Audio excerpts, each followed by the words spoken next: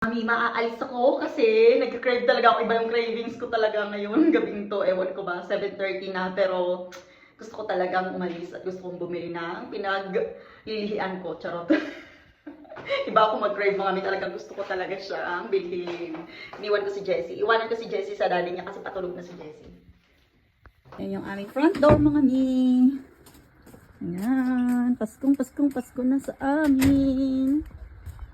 Ayan, tingnan nyo mga mima, 7:30 na, pero tingnan nyo. Ano pa rin, maliwanag pa rin dito.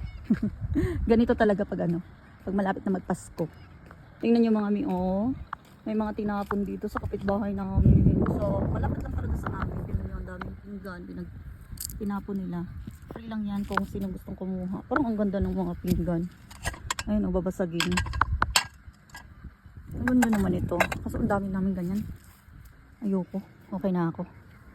At ito naman yung kapitbahay namin. Halos tapat lang sa bahay namin. Tingnan niyo naman. Ang ganda ng decorations nila. Grabe. Ang ganda. Panalong-panalo talaga sa decorations. Wow. Look at that. Ang ganda. OMG.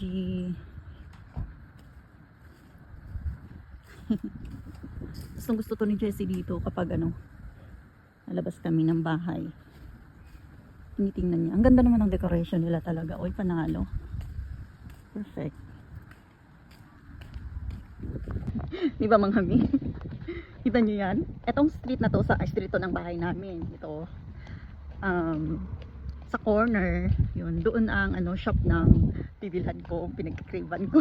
Hulaan niyo kung May bago ko bilhin yung aking cravings. Unahin ko muna yung gusto ni Afam. Nagpabili siya ng cone kasi meron kami ice cream sa bahay, walang cone. Ayan. Na ako mga may kung saan ko bibilhin yung pinagkakraypan ko. Nasaan na ba yun?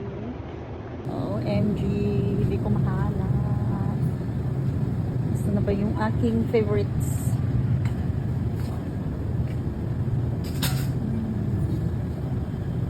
Ayan na ang aking paborito.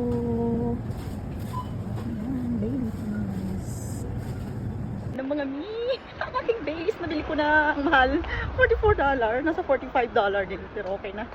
Kaysa sa yung isang malakalaki, nasa 60 something. Sobrang mahal naman ang craving ko today. Tonight pala kasi gabi na. Ayan o, tingnan nyo. 8 o'clock na, kaya gabi na, syempre. Base! Mga mi, nakauwi na ako ng bahay at ito na yung aking nabili. Yung craving ko for tonight, grabe. Buksan na natin. Ay, just may shake well. Shake, shake, shake. Tagay tayo mga mi. Gising pa si Jessie.